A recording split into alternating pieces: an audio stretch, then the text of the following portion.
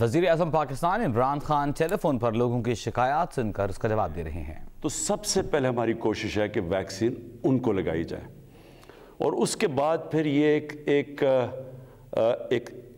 Criterion کے مطابق جو 60 سال کی عمر سے زیادہ لوگ ہیں یا جن کو کوئی ایسی بیماری ہیں کہ اگر کرونا ہو جائے تو اس سے کمپلیکیشنز پیدا ہو سکتی ہیں، پھر ان کی باری آئے گی۔ تو یہ آپ فکر نہ کریں، اس میں کوئی امیر غریب میں نہیں دیکھا جائے گا، اس میں صرف کرائٹیرین دیکھا جائے گا کہ کس کو پہلے لگنی چاہیے، اور انشاءاللہ کوشش کریں گے کہ زیادہ تر ہم لوگوں کو اس سال کے جیسے سال گزرتا رہے گا تو انشاءاللہ ان کو کور کر سکیں گے۔ اگلے کالر ہیں ہمارے ساتھ اسماعیل عباسی۔ جی اسماعیل صاحب بات کیجئے گا۔ جی السلام علیکم وزیر اعظم صاحب، السلام علیکم فیصل صاحب۔ تو میں سوال کرنے سے پہلے اس بات کو سراہنا چاہوں گا کہ یہ جو سوال کی نشست آپ لوگوں نے شروع کی، یہ بہت خوش آئند ہے۔ کسی بھی معاشرے میں سوال بہت اہم ہے، تو یہ بس اتنی سی بات کے بعد میں سوال کی طرف آتا ہوں۔ اور میرا سوال خان صاحب کا جو ایک نظریہ ہے ریاست مدینہ کا، جو کانسیپٹ خان صاحب پیش کرتے ہیں، اور یہ الیکشن سے پہلے بھی تھا اور میں بھی ان لوگوں میں سے تھا جس نے ووٹ کیا اس آواز اس بات کے لیے۔ تو خان صاحب سے سوال یہ ہے کہ یہ جو ایک رومانس آج ہماری قوم کا اس کانسیپٹ کے ساتھ آپ نے بنایا ہے، تو کیا آپ سمجھتے ہیں کہ یہ رومانس اسی طرح برقرار رہے گا؟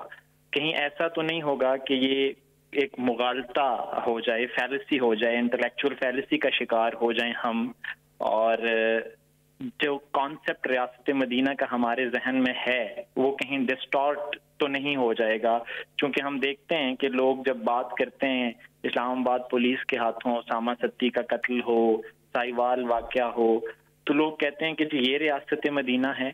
تو کہیں ہم جس چیز کو یولوجائز کرنا چاہتے ہیں، سراہنا چاہتے ہیں، جس کو بہت اٹھانا چاہتے ہیں، کہیں ہم اس گرینڈ وہ جو ڈیزائن ہے کہیں ایسا نہ ہو کہ وہ خواب جو ہے وہ اور خواب کا ٹوٹنا جو ہے وہ بڑا جی بیسکلی آپ یہ کہہ رہے ہیں کہیں فیل نہ ہو جائیں۔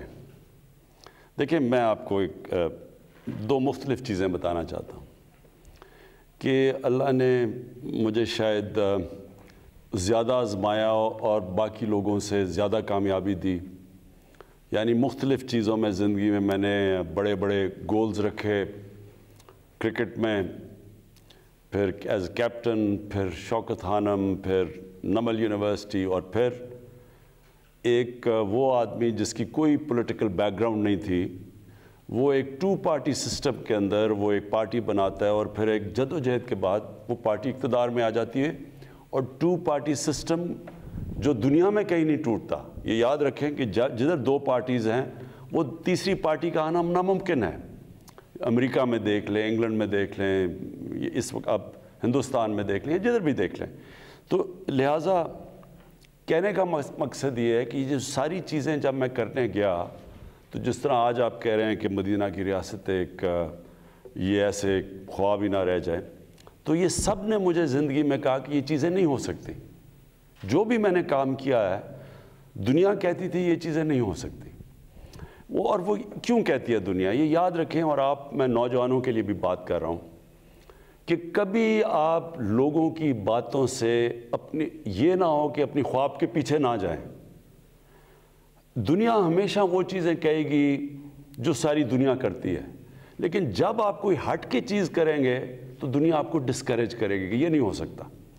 تو پہلے تو میں یہ آپ کو بتا دوں کہ اللہ نے انسان کے اندر وہ طاقت دی ہے، جب انسان کو اشرف المخلوقات بنایا ہے تو اللہ نے انسان میں وہ چیز دی ہے جو اس نے فرشتوں کو کہا کہ میں نے تمہیں بھی نہیں دی۔ تو ہم اس کی عظیم مخلوق ہیں، ہمارے میں بہت صلاحیتیں ہیں۔ ہم کیونکہ کہیں نہ کہیں راستے میں اپنی خواب کے پیچھے نہیں جاتے، ہم اپنے دل کی خواہشوں کے پیچھے نہیں جاتے، ہم ڈر جاتے ہیں، ہم معاشرے ہمیں کہتا ہے کہ یہ نہیں ہو سکتا، تو ہم راستے میں وہ کام نہیں کرتے جو ہمارا دل کہتا ہے، ہم پھر وہ کام کرتے ہیں جو کہ ساری دنیا چاہتی ہے ہم کریں۔ آج تک دنیا میں کسی نے بھی کوئی بڑا کام کیا ہے تو ہر آدمی، ہر اس انسان کو دنیا نے کہا یہ نہیں ہو سکتا. جب پہلا آدمی ماؤنٹ ایورسٹ پہ چڑھا تھا، دنیا کے سب سے اونچے پہاڑ پہ، تو اس سے پہلے تو یا مر گیا تھا کوئی یا فیل ہو گیا تھا. تو لوگوں نے اسے کہا کہ تم نہ کرو، یا دیوانہ ہے جو کہ کوشش کر رہا ہے. تو یہ یاد رکھیں کہ انسان کا جو دل کہتا ہے اس کے پیچھے جانا چاہیے، اور پھر جب جائے گا تو پل جلا کے جائے کہ اب اس کی واپسی کوئی نہیں ہے. یعنی اگر میں نے یہ فیصلہ کیا ہے کہ انشاءاللہ یہ ہمارا مدینہ کے ریاست کے اصولوں پہ ایک عظیم قوم بنے گی، تو اس کے بعد کوئی دوسرا راستہ نہیں ہے. اب آ جائیں جی مدینہ کی ریاست، یہ سمجھ رہے ہیں. اور انشاءاللہ اب ہم پاکستان کے اندر 7، 8 اور 9 کلاسز میں ہر سکول کے اندر سبجیکٹ رکھ رہے ہیں سیرت نبی، کہ وہ کیا تھی مدینہ کی ریاست، کیونکہ لوگوں کو پتہ ہی نہیں ہے اس چیز کا. وہ کوئی ایک چیز ملک میں خراب ہوتی ہے وہ کہتے ہیں جی مدینہ کی ریاست کدھر گئی. مدینہ کی ریاست ایک بڑی خواب تھی، ایک ماڈرن ریاست تھی. دنیا میں پہلی دفعہ اس طرح کے کانسیپٹس آئے، ایک جمہوری کلچر آیا، قانون کی بالادستی آئی. کوئی قانون سے اوپر نہیں تھا. جب نبی صلی اللہ علیہ وسلم نے کہا کہ میری بیٹی بھی قانون توڑے گی تو اس کو بھی سزا ملے گی، کوئی قانون سے اوپر نہیں تھا. پھر ایک انسانیت کا نظام تھا جس کو فلاحی ریاست کہتے ہیں. ریاست نے اپنے کمزور طبقے کی ذمہ داری لی تھی. یہ بڑے کانسیپٹ تھے. پھر میرٹ تھی، پھر انسانی حقوق تھے. انسان کا جو بھی رنگ ہو، جو بھی دین ہو، سب قانون کے سامنے ایک برابر تھے. یعنی یہ جو سوچ تھی، جو نبی صلی اللہ علیہ وسلم کا آخری خطبہ تھا، وہ ہیومن رائٹس کا، جو آج UN کا چارٹر دیکھ لیں تو وہ تب انہوں نے تقریباً 1500 سال پہلے وہ چارٹر دیا تھا انسانیت کا. تو یہ سارے جو کانسیپٹس تھے یہ ماڈرن کانسیپٹس تھے. اور جب بھی مسلمان دنیا کوئی مسلمانوں کی تاریخ میں جو ملک ان اصولوں پہ گیا ہے وہ اوپر چلا گیا، اور جو مسلمان ملک نہیں بھی ہے جب وہ ان اصولوں پہ جاتا ہے وہ اوپر چلا جاتا ہے. اور جو ان سے پیچھے ہٹ جاتا ہے، جو بدقسمتی سے ہم ہٹ گئے ہیں، تو تب وہ ملک نیچے جاتا ہے، جو ہماری آج حالات ہے. تو یہ مدینہ کا ریاست، یہ یاد رکھیں، یہ ایک جدوجہد کا نام ہے. یہ سوئچ آن آف نہیں ہوتا کہ مدینہ کی ریاست آ جاتی ہے. ساری قوم مل کے ایک بڑی خواب کی طرف جاتی ہے، محنت کرتی ہے، قربانیاں دیتی ہے، مشکل وقت سے نکلتی ہے. لیکن پھر کیونکہ مدینہ کی ریاست نبی صلی اللہ علیہ وسلم کی سنت تھی، وہی قوم اٹھ جاتی ہے اور عظیم قوم بن جاتی ہے. اور انشاءاللہ یہ بننے جا رہی ہے پاکستان ایک عظیم قوم. جی اگلے کالر سے ہم بات کریں گے. ہمارے ساتھ لائن پر ہیں گلگت سے شعیب. جی آپ مخاطب ہیں پرائم منسٹر عمران خان سے. السلام علیکم سر. جی وعلیکم السلام. ہاں سر، میں شعیب بول رہا ہوں گلگت سے. مجھے بڑی خوشی ہے سر کہ میں ایک ایسے وزیر اعظم سے بات کر رہا ہوں ملک کے تاریخ کے، جو کہ براہ راست عوام سے بات کرنا چاہتے ہیں، ان کے مسائل سننا چاہتے ہیں. تو سر میرے بنیادی طور پہ 2 سوال ہیں. ہلو جی جی آ رہی آواز. ہاں سر، میرے بنیادی طور پہ 2 سوال ہیں. پہلا سوال میرا یہ ہے کہ سر گلگت بلتستان جو ہے وہ سی پیک کا گیٹ وے ہے. پہلے پیپل پارٹی کی گورنمنٹ آئی 2009 میں، 2015 میں مسلم لیگ نون کی گورنمنٹ آئی. انہوں نے ایک پروجیکٹ بھی گلگت بلتستان کے لیے نہیں رکھا سی پیک میں. سر اتنا بڑا گیٹ وے ہے، پورے پاکستان میں بڑے بڑے مہنگا پروجیکٹ ہیں، گلگت بلتستان کے لیے یہ بہت بڑی زیادتی ہے، گلگت بلتستان کے لوگوں کے لیے. سر میرا دوسرا کوشچن یہ ہے کہ 21ویں صدی میں بھی ہم اس وقت گلگت بلتستان کے لوگ جو ہیں وہ 18 گھنٹے کی لوڈ شیڈنگ کا سامنا کر رہے ہیں. اس وقت پوری جو ہماری جو ہے نا اکانومی ہے، ہماری جو تعلیم ہے، ہمارے عام پبلک ہے، وہ سفر کر رہی ہے پورے گلگت بلتستان کے تمام 10 اضلاع میں. سر شدید ترین لوڈ شیڈنگ ہے. سردی میں نہ ہیٹنگ کے لیے کوئی مسئلہ ہے وہ ہم کر سکتے ہیں نہ، اور میرا تمام مسئلے جو ہے نا وہ بجلی کے ساتھ ہی. اگر ہماری بجلی کا ایشو جو حل ہو جاتا ہے تو ہم بہت سے مسئلے سے وہ ہمارے وہ ہو جائیں گے سر. تو میری گزارش یہ ہوگی کہ سر یہ جو سی پیک میں ہے، اس میں ہمارے جو شونٹر پاس اور گلگت چترال ایکسپریس وے کو اگر رکھ دیں تو ایک تو یہ ہوگا کہ ہمیں کراکرم ہائی وے کے متبادل ہمیں سڑک ملے گی، اور ہمارا جو سفر جو ہوگا وہ سال بھر جاری رہے گا، پورے سال کے 12 مہینوں میں. तो मेरे ही सवाल है, आपकी बड़ी मेहरबानी सर। जी अच्छा, मैं आपको पहले तो गिलगित बल्तिस्तान के ऊपर जो चीज़ कहना चाहता हूँ, ये आपने समझनी है बात। हर जगह का एक ख़ास चीज़ होती है कि वो जिसको कंपैरेटिव एडवांटेज कहते हैं, कि वो बाकी जगहों से उसमें कोई ख़ास चीज़ होती है जो वो डेवलप हो सकती है, हर जगह पे है। मसलन कभी भी गिलगित बल्तिस्तान कराची या फैसलाबाद या सियालकोट की तरह का इंडस्ट्रियल हब नहीं बन सकता, आप जो मर्जी कर लें वो नहीं हो सकता। लेकिन गिलगित बल्तिस्तान वो जगह बन सकती है जो दुनिया का टूरिज़्म का हब बन सकता है। आपको मैं मिसाल देता हूँ कि स्विट्ज़रलैंड, जो सारा जो गिलगित बल्तिस्तान या नॉर्दर्न एरियाज़ हमारे हैं, स्विट्ज़रलैंड इससे आधा है, उसका साइज़ इससे आधा है।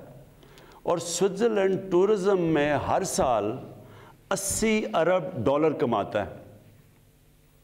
अब ये सोचें कि पाकिस्तान सारी जो एक्सपोर्ट करता है वो 25 अरब डॉलर है, सारा पाकिस्तान, और सिर्फ स्विट्ज़रलैंड अपनी टूरिज़्म से 80 अरब डॉलर कमाता है।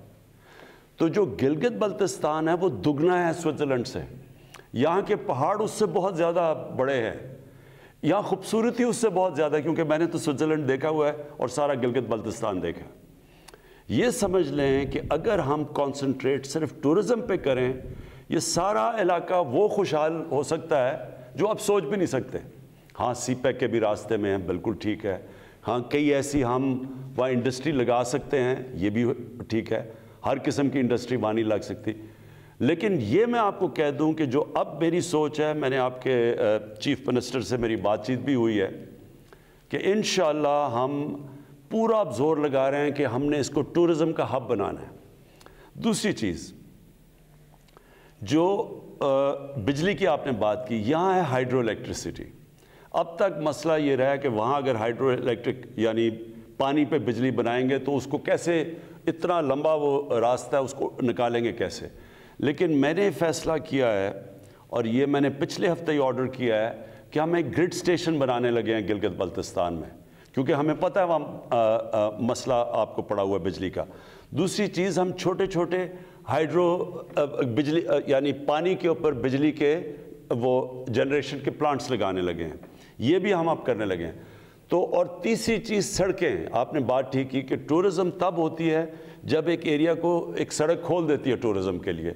वो भी हमने 2 ऐसी सड़कें प्लान की हुई हैं जो ये सारा आपका इलाका खुल जाएगा, और यहाँ टूरिज़्म आ गई। जो अभी भी टूरिज़्म है, जो लोकल टूरिज़्म है, वही गिलगित बल्तिस्तान में दुगनी तिगनी हो गई है। लेकिन अगर हमने ये सड़कें भी मज़ीद खोल दी तो आप देखेंगे कि लोगों को वहाँ ऐसी खुशहाली आ सकती है आपको कि जो लोग गिलगित बल्तिस्तान में बाहर जाके नौकरियाँ करते हैं उनको जाने की ज़रूरत नहीं पड़ेगी। जी, गुजारिश ये है कि बहुत से लोग कोशिश कर रहे हैं बात करने की, तो अपने सवाल को मुख्तसर रखिएगा ताकि ज़्यादा से ज़्यादा लोगों को मौका मिल सके, वो सवाल कर सकें। 051-921-0809। हमारे साथ अब लाइन पर हैं अरशद अकरम तुर्बत से। जी अरशद साहब, अस्सलाम वालेकुम। अस्सलाम वालेकुम। जी वालेकुम सलाम। मेरा सवाल, अरशद अकरम बात कर रहा हूँ तुर्बत से।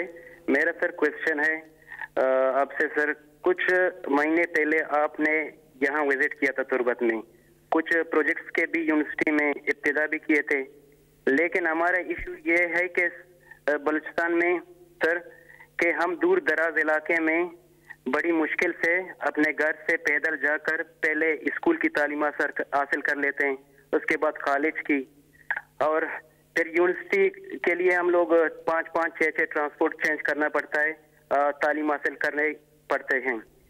और तालीम डिग्री हासिल करने के लिए सर हमने बहुत डिसिप्लिन के साथ यूनिवर्सिटी में जाकर डिग्री हासिल की, लेकिन सर इसके बावजूद यहाँ ना प्राइवेट सेक्टर में या ना के गवर्नमेंट सेक्टर में जॉब अपॉर्चुनिटीज कुछ भी नहीं है।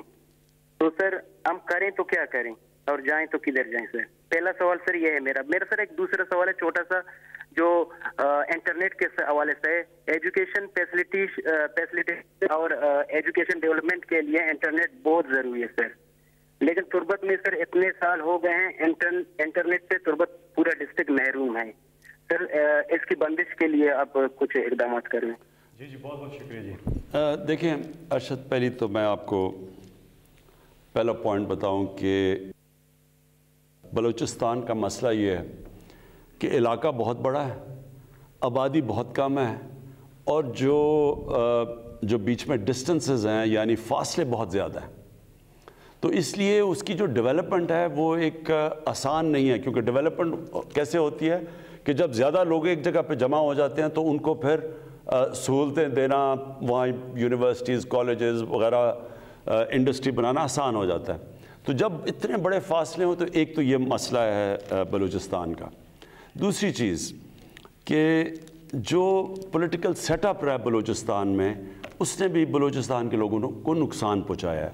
हुआ क्या है कि वहाँ जो पॉलिटिकल लोग आए हैं बलूचिस्तान में, उन्होंने बजाय इसके कि वहाँ का पैसा नीचे तक जाता, वो ऊपर ही रह गया है।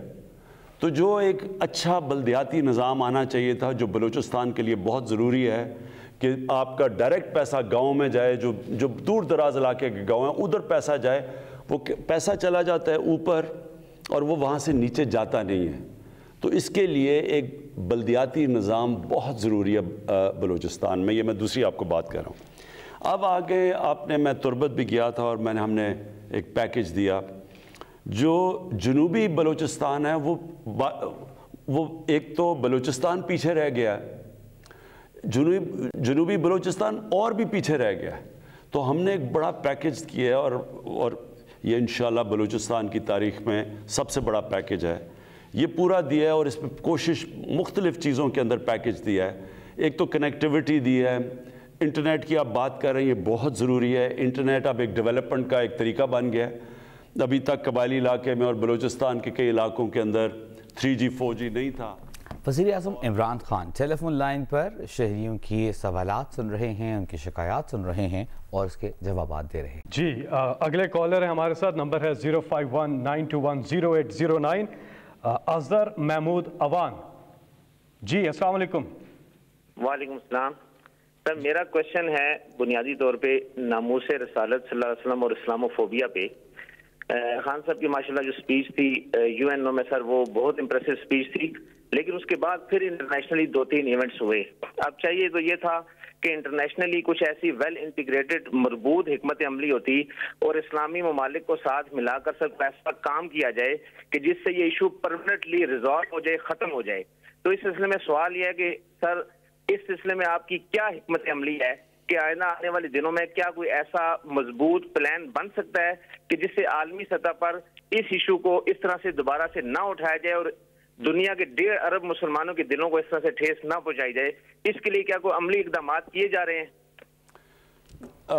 देखिए, ये हमारी बड़ी बदकिस्मती है मुसलमानों की कि ये शुरू हुआ है 1989 से, जब सलमान रुश्दी ने किताब लिखी और उसके अंदर उसने गुस्ताखी की हमारे नबी सल्लल्लाहु अलैहि वसल्लम की शान में। तो तब से मगरिब के अंदर ये सिलसिला शुरू हुआ पिछले 30 सालों से। होता क्या था कि मुसलमान को तकलीफ़ पहुंचती थी जब ये इस तरह की कोई उनकी शान में गुस्ताखी हो। उसके बाद वहाँ मगरिब में कोई राइट्स या यहाँ भी लोग सड़कों पर निकलते थे, क्योंकि मगरिब को इस चीज़ की समझ नहीं थी, क्योंकि वहाँ वो बिल्कुल दीन को और तरह लेते हैं। वो तो